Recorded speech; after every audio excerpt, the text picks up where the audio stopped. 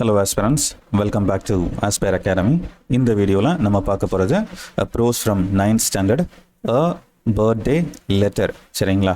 இந்த பிக்சர் பார்த்தாலே உங்களுக்கு தெரிஞ்சிருக்கும். It's about our famous freedom fighter Nehru அவர்கள், right? First prime minister of India, ஒரு எஃபிஷியண்டான டிப்ளமேட். இப்படியெல்லாம் நமக்கு இவரை தெரியும். ஆனால் இந்த ப்ரோஸில் இவரை ஒரு எமோஷ்னல் ஃபாதராக காமிச்சிருக்காங்க. சரிங்களா? ஒரு அப்பாவா அவருடைய கண்ணோட்டம் என்ன அப்படிங்கிறது தான் பார்த்தீங்க அப்படின்னா இந்த ப்ரோஸில் நம்ம பார்க்குறோம். அப்போ இவர் ரிமார்க்கபிளான ஒரு பொலிட்டிக்கல் லீடராக இருக்கார். ஸோ இந்த ப்ரீ இண்டிபெண்டன்ஸ் எரால பிரிட்டிஷ் என்ன பண்ணுறாங்கன்னா இவரை பல தடவை ஜெயிலில் தூக்கி போட்டுடுறாங்க.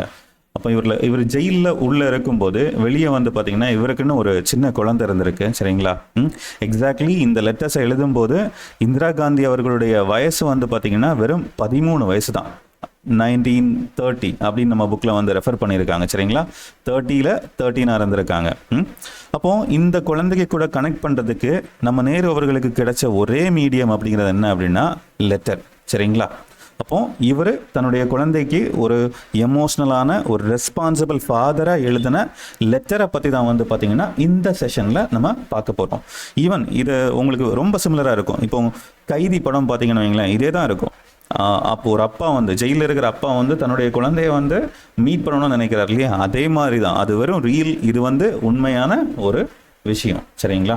அப்போ நம்மளுடைய நேரு அவர்கள், சரிங்களா, சம்மர் சீசனில் 1928 லெட்டர்ஸை எழுத ஆரம்பிக்கிறாரு. இது ஒரு 4 வருஷத்துக்கு எக்ஸ்டெண்ட் ஆகுது. சரிங்களா? அப்போ கிட்டத்தட்ட 1932-33 வரைக்கும் லெட்டர்ஸ் எழுதியிருப்பார் கண்டினியூஸாக தன்னுடைய மகளுக்கு. அப்போ இதுலேருந்து என்ன புரிஞ்சுக்க முடியுது அப்படின்னா இவரை நிறைய சிறைகளில் அடைச்சிருக்காங்க. சரிங்களா? அப்போ இவருடைய லெட்டர்ஸ் எல்லாத்தையுமே பாருங்க, கம்பைல் பண்ணி, சரிங்களா, கிட்டத்தட்ட ஒரு 196 லெட்டர்ஸ் இருக்கு. கிளிம்சஸ் ஆஃப் இந்தியா அப்படிங்கிற பேரில் பார்த்தீங்கன்னா பப்ளிஷ் பண்ணியிருக்காங்க. அப்போ இந்த கிளிம்சஸ் ஆஃப் வேர்ல்டு ஹிஸ்ட்ரி அப்படிங்கிற பேரில் பப்ளிஷ் பண்ணியிருக்காங்க. இது வேர்ல்டு ஹிஸ்ட்ரி பற்றி இருக்கும். சரிங்களா? இந்த உலகத்தை பற்றின அவருடைய கண்ணோட்டம், தன்னுடைய மகளுக்கு அவர் தெரிவிக்க வேண்டிய விஷயங்கள் அப்படிங்கிற மாதிரி இருந்திருக்கும். இதை எந்த வருஷம் பப்ளிஷ் பண்ணியிருக்காங்க அப்படின்னா 1942. சரிங்களா? Let's move on. அப்போது இவர் எந்த பிரிசன்லேருந்து நம்ம இந்திராக்கு, அதாவது நமக்கு கொடுத்துருக்கிற இந்த போர்ஷனில் பார்த்தீங்கன்னா ஒரு லெட்டரை மென்ஷன் பண்ணியிருக்காங்க. Central prison Naini. இந்த நாயினி எங்கே இருக்குது அப்படின்னா உத்தரப்பிரதேசில் இருக்குது. சரிங்களா? இதில் மென்ஷன் பண்ணியிருக்கிற டேட்டு October 26, 1930. அப்போ நம்ம லெட்டர் ஆரம்பிக்கும் போது மை டியர் இந்திரா அப்படின்னு நம்ம நேரு லெட்டரை ஆரம்பிக்கிறாரு. சரிங்களா? எஸ்பெஷலி இந்த லெட்டரில் பார்த்தீங்கன்னா அவங்களுடைய பர்த்டே பற்றி மென்ஷன் பண்ணுறாங்க. அப்போ பர்த்டே அப்படின்னாலே நமக்கு ஞாபகம் வர்ற விஷயம் என்ன அப்படின்னா கிஃப்ட்டு ஞாபகம் வரும் இல்லைங்களா? ஆனால் என்ன பிரச்சனை அப்படின்னா இவர் பிரிசனில் இருக்கார், ஜெயிலில் இருக்கார். இவருக்கு கிஃப்ட் எதுவுமே கொடுக்க முடியாது. உண்மையிலேயே அதில் அவர் ரொம்பவே வருத்தப்பட்டார். ஏன்னா ஒரு அப்பாவாக தன்னுடைய குழந்தைக்கு கூட இருக்கணும், தென் பார்த்தீங்கன்னா கிஃப்ட் எல்லாம் வாங்கி கொடுக்கணும்னு அவருக்கும் ஒரு காமன் மேன் மாதிரி ஆசை இருந்திருக்கும். ஆனால் அதை பண்ண முடியலை. சரிங்களா? அப்போ instead of gift as a gift அவர் எதை அனுப்புகிறார் அப்படின்னா லெட்டர் ஒன்று எழுதுறாரு. சரிங்களா? லெட்டர் எழுதி அனுப்புகிறாரு. அப்போ இந்த லெட்டரை அவர் என்ன சொல்றாரு அப்படின்னா it's a gift of sense and mind, இல்லைன்னா மைண்ட் அண்ட் ஸ்பிரிட். பாருங்க, இந்த லெட்டர் அப்படிங்கிறத பார்த்தீங்கன்னா gift of sense and mind. அது மட்டும் இல்லாமல் இந்த சிறையினுடைய இந்த வால் இருக்கு இல்லையா, இந்த காம்பவுண்ட் வால் இதை தடுக்காது அப்படின்னு அவர் சொல்லியிருக்காரு. கிளியர்? தென் இந்த லெட்டரில் என்ன இருந்தது அப்படிங்கிறத தான் பார்க்க போகிறோம். மெயினான விஷயங்களை மட்டும் நான் சிம்பிளாக சொல்லிடுறேன். நேரு அவர்கள் பார்த்தீங்கன்னா ஒரு ரேஷ்னலிஸ்ட், ஒரு பகுத்தறிவாளர் அப்படின்னு நம்ம சொல்லலாம். சரிங்களா?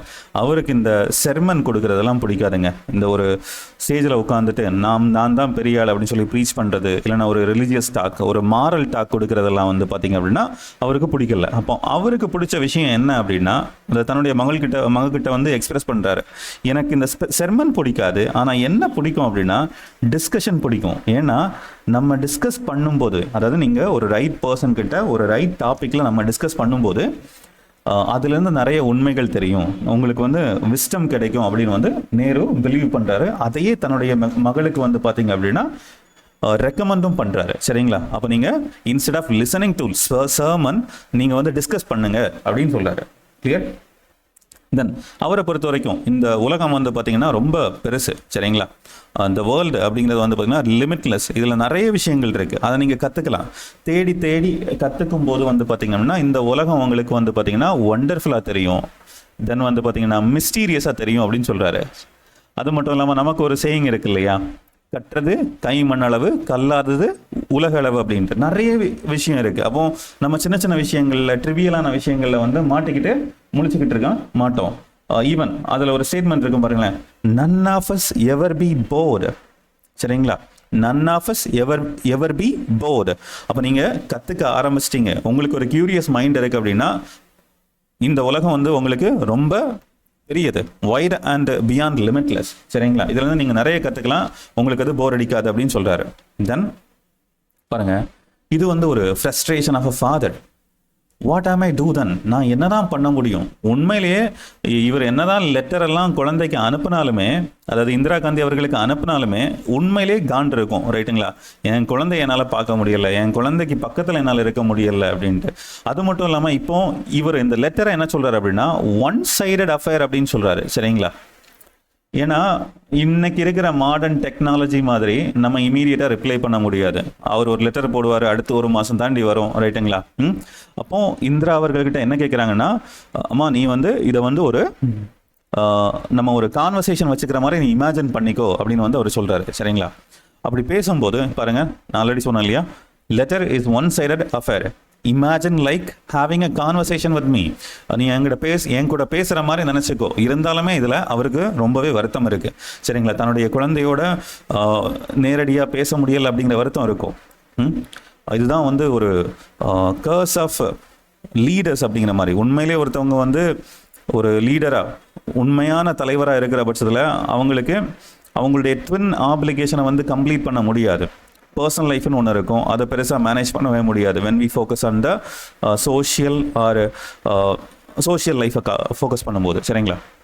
இப்போ பாருங்கள், அடுத்ததாக நம்ம இந்திராவுக்கு ஹிஸ்ட்ரி பற்றி அவர் மென்ஷன் பண்ணுறாரு, சரிங்களா. அப்போ ஹிஸ்ட்ரி அப்படிங்கிறது வந்து பார்த்திங்க அப்படின்னா இதில் நிறைய வரலாறு இருக்கும். நம்ம நிறைய நாடுகளுடைய நேஷனுடைய க்ளோரியஸ் பாஸ்ட்டை வந்து பார்ப்போம், சரிங்களா. தென் வந்து பார்த்திங்கன்னா இம்பார்ட்டன்ட் இல்லைனா வந்து கிரேட் மென் அண்ட் விமனை வந்து பார்த்திங்க அப்படின்னா நம்ம வந்து படிப்போம். இப்போ பாருங்கள், அம்பேத்கர், நான் இங்கே சும்மா ஜஸ்ட் ஒரு டிஸ்கிரிப்ஷனுக்காக மென்ஷன் பண்ணியிருக்கேன். க்ளோரியஸ் பாஸ்ட் ஆஃப் நேஷன், அது தாண்டி க்ளோரியஸ் மென் அண்ட் விமன், இவங்களை பற்றியெல்லாம் வந்து நம்ம படிப்போம் அப்படின்னு சொல்கிறாங்க, கிளியர். தென் இந்த பாகுபலியில் ஒரு டைலாக் வரும் இல்லையா, காலம் வந்து ஒவ்வொரு கோழைக்கும் ஒரு தருணத்தை கொடுக்கும் வீரனாகிறதுக்கு அப்படின்ட்டு. அதே மாதிரி தான் இவரும் சொல்கிறாரு. ஹிஸ்ட்ரி வந்து பார்த்திங்கன்னா நிறைய ஆர்டினரி மென்னை எக்ஸ்ட்ராடினரி மென்னாக வந்து மாற்றிருக்கேன். when I say men, I am not referring any gender, சரிங்களா. இந்த இடத்துல மென், விமன், சில்ட்ரன் எல்லாரையுமே குறிப்பிடுறேன், கிளியர். அப்போ ஹிஸ்ட்ரி வந்து பார்த்திங்கன்னா நிறைய தருணங்களில் ஒரு காமன் மேன், இந்த காமன் மேன் அப்படிங்கிறது ஒரு ஆர்டினரியான பீப்புள். இவங்க எதை பற்றி யோசிப்பாங்க, அவங்களுடைய சாப்பாடு, அவங்களுடைய ப்ராப்ளம்ஸ், அந்த குடும்பத்தில் இருக்கிற பிரச்சனை, சரிங்களா, ஹவுஸ் ஹோல்டு ஒரீஸ், இந்த மாதிரி தான் வந்து யோசிப்பாங்க.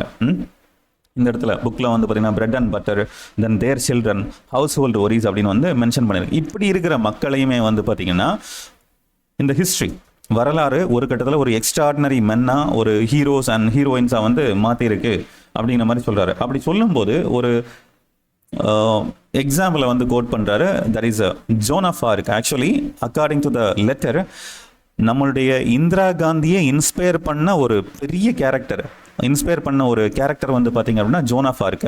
இவங்க வந்து ஃப்ரெஞ்சு நாட்டை சேர்ந்தவங்க. இங்கிலாண்டை அப்போஸ் பண்ணி ஒரு மிலிட்டரி கமாண்டராக வந்து இருந்திருக்காங்க. ஒரு விமன் ஒரு மிலிட்டரி கமாண்டராக ஒரு ஆர்மியே லீட் பண்ணி இந்த இங்கிலீஷே திணற அடிச்சிருக்காங்க, சரிங்களா. கிட்டத்தட்ட நம்மளுடைய வேலு நாச்சியார் அவர்கள் மாதிரின்னு வைங்களேன், கிளியர். ஸோ அப்போ இவங்க தான் இந்திரா காந்தியை வந்து இன்ஸ்பயர் பண்ண ஒரு மிகப்பெரிய கேரக்டர். இவங்களை சொல்லிட்டு, சரிங்களா, லீடர்ஸ் பற்றி சொல்கிறாரு. லீடர் அப்படிங்கிறவங்க, அதாவது கிரேட் லீடர், சரிங்களா, கிரேட் லீடர்ஸ் அப்படிங்கிறவங்க எப்படி இருப்பாங்க நார்மலாக உங்களுக்கே தெரியுங்களே. What are the qualities of leaders அப்படின்னு கேட்டால் நீங்கள் என்னெல்லாம் சொல்லுவீங்க? Just imagine. கண்டிப்பாக அவங்க வந்து இன்ஸ்பயர் பண்ணுவாங்க, சரிங்களா. எல்லாருக்குமே நல்லது பண்ணுவாங்க, குட் டீட்ஸ் அப்படின்னு எடுத்துக்கலாம், கிளியர். வேறு ஏதாச்சும் இருக்குங்களா? தென் இந்த புக்கில் வந்து பார்த்தீங்கன்னா எல்லாரையுமே லவ் பண்ணுவாங்க, சரிங்களா? எல்லாருக்குமே நல்லதை நினைப்பாங்க. எஸ்பெஷலி யாருக்கு அப்படின்னா டு த புவர், சரிங்களா? உண்மையிலேயே தேவைப்படுற to the poor, then needy, then people of oppressed people, ரைட்டுங்களா? அப்போ எந்தெந்த மக்கள் எல்லாம் தாழ்த்தப்பட்ட மக்கள், அதுக்கப்புறம் வந்து பசி பிணியாலெல்லாம் வாடுற மக்கள், யாருக்கெல்லாம் உண்மையாக உதவி தேவைப்படுதோ அவங்களெல்லாம் லவ் பண்ணுவாங்க, அவங்களுக்கு உதவி பண்ணுவாங்க அப்படின்னு வந்து சொல்கிறாங்க. இந்த மாதிரியான ஒரு லீடர் தான் யார் அப்படின்னு அவங்க சொல்ல வர்றாங்கன்னா நம்மளுடைய பாபுஜி, ரைட்? இந்த பாபுஜி அப்படின்னு அட்ரஸ் பண்ணுறது வேற யாரும் இல்லை, நம்ம கோட் எம்ஜி, ரைட்டுங்களா? எம்ஜி அப்படின்னா மகாத்மா காந்தி அவர்களை தான் வந்து குறிப்பிடுறாங்க, சரிங்களா? இதில் என்ன சொல்கிறாங்கன்னா இவருடைய மெசேஜ் வந்து ஒரு மேஜிக்காக இருக்குது. அப்போ இவர் பேசுகிற விஷயங்கள் அப்படியே வந்து பார்த்தீங்கன்னா மில்லியன்ஸ் ஆஃப் பீப்புளுடைய மைண்டில் போயிடுது. அப்போ காந்தி அவருடைய மெசேஜ்னால் என்ன பண்ணுறாருன்னா மென், அதுக்கப்புறம் விமன், சில்ட்ரன் எல்லாரையுமே சோல்ஜர்ஸ் ஆஃப் இந்தியாவாக மாற்றுறாரு, சரிங்களா? அதை இவருடைய உரையை கேட்குறவங்க, இவருடைய மெசேஜை கேட்குறவங்க அவங்களுடைய ஷெல்லை உடைச்சிக்கிட்டு, சரிங்களா, அவங்களுடைய லிமிட்டை வந்து உடைச்சிக்கிட்டு தே பிகம் வெரி இன்ஸ்பைரிங் பீப்புளாக மாறுறாங்க. ஒரு கிட்டத்தட்ட ஒரு சோல்ஜர்ஸ் ஆஃப் இந்தியாக்காக ஈவன் குழந்தைகள் கூட வந்து நிற்கிறாங்க, சரிங்களா? பாருங்க, நான் இதை ஏற்கனவே சொன்ன விஷயங்கள் தான். ஆர்டினரி மென் அண்ட் விமன் அவங்களுடைய bread and butter family issues பற்றி வந்து யோசிப்பாங்க, clear? On the other hand great leaders எப்படி இருப்பாங்கன்னா இன்ஸ்பயர் பண்ணுவாங்க, நல்லது பண்ணுவாங்க, especially to the needy, oppressed. அவங்களுக்கு வந்து இந்த என்ன சொல்லுது டிஸ்கிரிமினேஷன்லாம் கிடையாது, உயர்ந்தவன் தாழ்ந்தவன்லாம் பார்க்க மாட்டாங்க. அதுவே பெரிய குவாலிட்டி லீடர்ஸுடையது, சரிங்களா? எல்லாரையுமே ஈக்குவலாக ட்ரீட் பண்ணுவாங்க. தென் தேர்ட் ஒன் வந்து பார்த்தீங்க அப்படின்னா இன்ஸ்பயர் நம்ம பார்த்துட்டோம். தென் பாருங்க பாபுஜியுடைய மெசேஜ் வந்து நான் சொன்ன மாதிரி இப்போ பாருங்க, இவர் நேரு ஜெயிலில் இருக்காரு. ஒரு சர்டைன் பாயிண்டில் காந்தியுமே அவர் வந்து ஜெயிலில் மீட் பண்ணியிருக்காரு. அப்போ அதை மென்ஷன் பண்ணுறாரு. காந்தி அவர்கள் வந்து பார்த்திங்கன்னா இப்போ ஜெயிலில் இருக்காரு. அந்த மனுஷன் என்ன மாதிரியான மனுஷன் தெரியுமா? அவருடைய மெசேஜ் ஒவ்வொன்றும் வந்து பார்த்திங்கன்னா ஒரு மேஜிக் மாதிரி அப்படியே மில்லியன்ஸ் ஆஃப் பீப்புளை வந்து அப்படியே மெஸ்மரைஸ் பண்ணுது, கிளியர்? இதனால என்னென்னா இவருடைய மெசேஜை கேட்குற people in the sense men, women, children எல்லாருமே வந்து பார்த்தீங்க அப்படின்னா ஒரு சோல்ஜர்ஸ் ஆஃப் இந்தியாவாக மாறிடுறாங்க, சரிங்களா? அப்போ நம்ம ஒவ்வொருத்தரும் as a citizen soldiers of இந்தியாவாக மாறும்போது நமக்கு தேவையான ஒரு முக்கியமான விஷயம் என்ன அப்படின்னா ட்ரஸ்ட், சரிங்களா? அந்த ட்ரஸ்ட் அப்படிங்கிற விஷயத்தை வந்து அழுத்தி சொல்லியிருப்பாங்க. ட்ரஸ்ட் அப்படிங்கிற இந்த இடத்துல பாருங்கள், honour is a sacred trust. இதுதான் நம்ம நாட்டுக்கு கொடுக்க வேண்டியது. நம்ம லாயலாக இருக்கணும், ரைட்டுங்களா?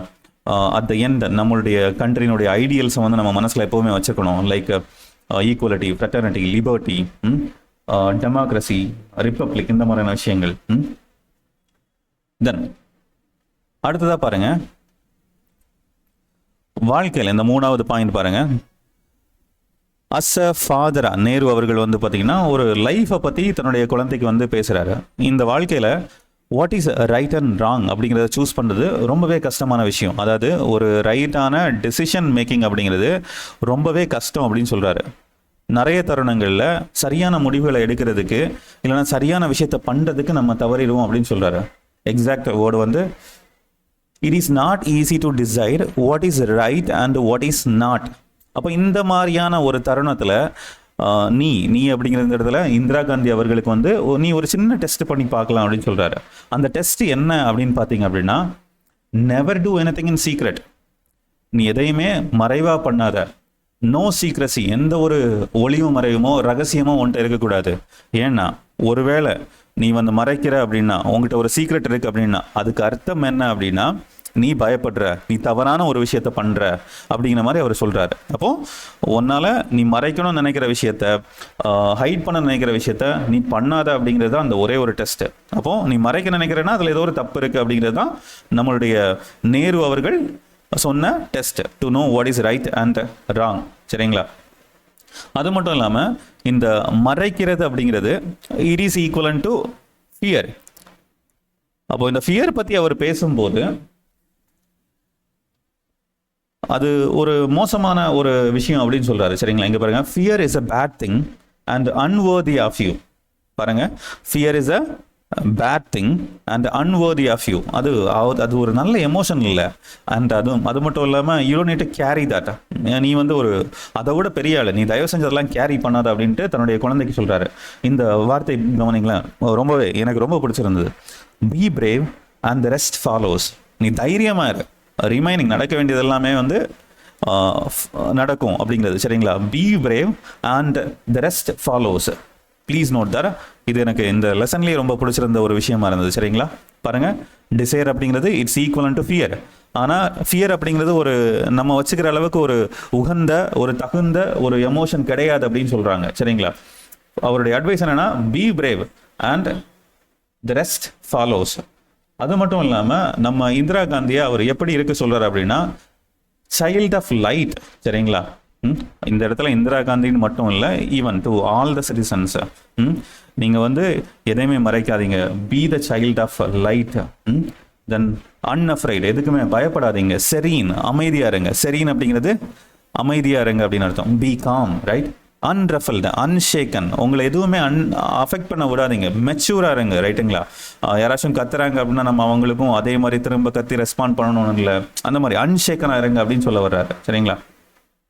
ஃபைனலாக வந்து பார்த்தீங்கன்னா இந்த லெட்டர் அப்படிங்கிறது வந்து ரொம்ப லெந்தியாக போகுது அப்படின்னு நேரு சொல்கிறாரு. ஆனாலுமே பாருங்கள், இதை வந்து லாங் லெட்டர் அப்படின்னு சொன்னாலும் இட்ஸ் நாட் சஃபிஷியன்ட். பாருங்கள், ஒரு அப்பாவுடைய மனநிலை, தன்னுடைய குழந்தைகிட்ட பேசணும் அப்படின்ட்டு இவ்வளோ பேசினாலும் அது அவருக்கு போதுமானதா தெரியல. சரிங்களா? நாட் சஃபிஷியன்ட் அப்படின்னு மென்ஷன் பண்ணுறாரு. கிளியர்? அண்ட் இதுதான் அபவுட் த ஆத்தர் கொடுத்துருக்காங்க. ஜவஹர்லால் நேரு அவர்கள் நமக்கு சில்ட்ரன்ஸ் டே 14 நவம்பர், இந்த டேட் மறக்க மாட்டோம். 1889 தென் till 1964 இது வரைக்கும் அவர் பிஎம்மாக தான் இருந்தார், first prime minister of India, right? Then கிட்டத்தட்ட ஒரு ஆர்கிடெக்ட் ஆஃப் இந்தியன் நேஷன் அப்படின்னே சொல்லலாம். ஏன்னா பாருங்கள், இந்த விஷயங்கள் இருக்குல்லையே, sovereign, socialist, secular, democratic, republic, as well as democratic socialism, இந்த மாதிரியான கான்செப்டை எல்லாமே ஃபார்முலேட் பண்ணது நம்மளுடைய நேரு அவர்கள் தான். சரிங்களா? பண்டித் நேரு அப்படின்னு சொல்கிறாங்க. குழந்தைகள் வந்து இவரை வந்து நேரு மாமா அப்படின்னு கூப்பிட்டுருக்காங்க. எப்போவுமே ஒரு ரோஸ் வந்து வியர் பண்ணியிருப்பார் அப்படிங்கிற மாதிரி இருக்கும் இல்லையா? தென் இவருடைய புக்ஸ் அப்படின்னு பார்க்கும்போது, சரிங்களா, நான் ஜஸ்ட் சொல்லிடுறேன். டிஸ்கவரி ஆஃப் இந்தியா இருக்குது. அண்ட் இந்த லெட்டர் இருக்கிற புக் நான் ஆல்ரெடி உங்களுக்கு சொல்லியிருந்தேன் இல்லையா, glimpses of the world, right? அது சொல்லியிருந்தேன். தென் an autobiography towards freedom. Then India and the world அப்படின்னு ஒன்று இருக்கு. சரிங்களா? India and the world. தென் ஃபைனலாக வந்து பார்த்தீங்கன்னா letters from a father to his daughter. இதை உங்களால் ரிலேட் பண்ண முடியும். எனிவே நமக்கு கொடுத்துருக்கிற லெட்டர் வந்து பார்த்தீங்கன்னா from the glimpses of the வேர்ல்ட்லேருந்து கொடுத்துருக்காங்க. சரிங்களா? இன்னொரு புக்குமே இருக்குது, letters from a father to his daughter. இந்த கிளிம்சஸ் ஆஃப் த வேர்ல்டில் இந்த உலகத்தை பற்றின அவருடைய கண்ணோட்டத்தை தன்னுடைய குழந்தைக்கு டீச் பண்ணணும். நான் என் குழந்தை கூட இல்லை, ஆனால் நான் அதை டீச் பண்ணணும்னு நினைக்கிறேன் இல்லையா, அதை பற்றி எழுதியிருப்பாங்க. அதனால தான் இதில் வேர்ல்டு பற்றி, வேர்ல்டு ஹிஸ்ட்ரி, அதுக்கப்புறம் இன்னும் இந்த ஒயிட் ரேஞ்ச் ஆஃப் டாபிக்ஸ் அப்படின்னு சொல்லியிருப்பாங்க. இதில் history, geography, science, epic, evolution, இந்த மாதிரி நிறைய விஷயங்களை பேசியிருப்பாங்க. நான் உங்களுக்கு ஜிஸ்டம் மட்டும்தான் கொடுத்துருக்கேன். சரிங்களா? தென் க்ளோசரி பார்ட்டில் சர்மன் அப்படிங்கிறது மாரல் டாக், இல்லைனா ஒரு ரிலீஜியஸ் டாக் அப்படின்னு நீங்கள் எடுத்துக்கலாம். கிளியர்? தென் ஃபேசினேட்டட் அப்படின்னா அட்ராக்டட், எக்ஸ்ட்ரீம்லி அட்ராக்டட். டீட் அப்படிங்கிறது செயல், நோபல் ஆக்ட். ஸ்டாவிங் அப்படிங்கிறது எக்ஸ்ட்ரீம் ஹங்கர். அப்ரெஸ்ட் அப்படிங்கிறது வந்து பார்த்தீங்கன்னா சப்ரெஸ் பண்ணுறது, prevented from opportunities, right? Sacred அப்படின்னா ஹோலின்னு அர்த்தம். கிளியர்? ஹோலி, புனிதமானது. Serine, peaceful. தென் அன்ரஃபல்ட் அப்படிங்கிறது அன்ஷேக்கன், நாட் நர்வஸ் ஆர் ஒரீடு. இதெல்லாம் வந்து க்ளோசரி பார்ட்டில் இருக்குது. அதையும் தாண்டி நான் இந்த லெசனில் கொஞ்சம் வார்த்தைகளை வந்து ஓகே புதுசாக இருக்கும் அப்படின்னு நினச்சேன். இம்பார்ட் அப்படிங்கிறது டு கிவ் நாலேஜ். இதுதான் நேருடைய பர்பஸ். நான் பக்கத்தில் இல்லை, என் பிள்ளைக்கு எல்லாமே தெரியணும்னு ஒரு அப்பாவை நினச்சிருக்காரு. டிவைட் அப்படிங்கிறது லேக் ஆஃப் சம்திங், சஃபிஷியண்டாக இருக்குது, நாட் சஃபிஷியன்ட். சரிங்களா? தென் கிளிம்சஸ் அப்படிங்கிறது ஒரு quick view, right? Or brief or quick view. அந்த ப்ரீஃப் அப்படிங்கிறது வந்து ஒரு சுருக்கமான அர்த்தம். நான் ஸ்கூல் படிக்கிற வரைக்கும் ப்ரீஃப் அப்படின்னா டீட்டெயில்டாக எழுதணும்னு நினச்சிட்டு இருந்தேன், தப்பான விஷயம். தென் டியூட்லேஜ் அப்படிங்கிறது கைடன்ஸ், சரிங்களா? டியூட்லேஜ் அப்படிங்கிறது கைடன்ஸ். வேலியன்ட் அப்படிங்கிறது showing great courage. These are the different words I had come up with this prose. So உங்களுக்கு இந்த லெசன் புரிஞ்சிருக்கும் அப்படின்னு நினைக்கிறேன். இந்த வீடியோ உங்களுக்கு யூஸ்ஃபுல்லாக இருக்குது அப்படின்னா உங்களுடைய ஃப்ரெண்ட்ஸுக்கு ஷேர் பண்ணுங்கள். நீங்களும் சப்ஸ்கிரைப் பண்ணுங்கள், கமெண்ட் பண்ணுங்கள். உங்களுக்கு ஏதாச்சும் ஸ்பெசிஃபிக்கான கிராமர் டாபிக் ஏதாச்சும் நான் எக்ஸ்பிளைன் பண்ணணும்னு நினச்சிங்கன்னா கமெண்ட் செக்ஷனில் சொல்லுங்கள். Thanks for listening. Have a happy day. Let's succeed together. Thank you.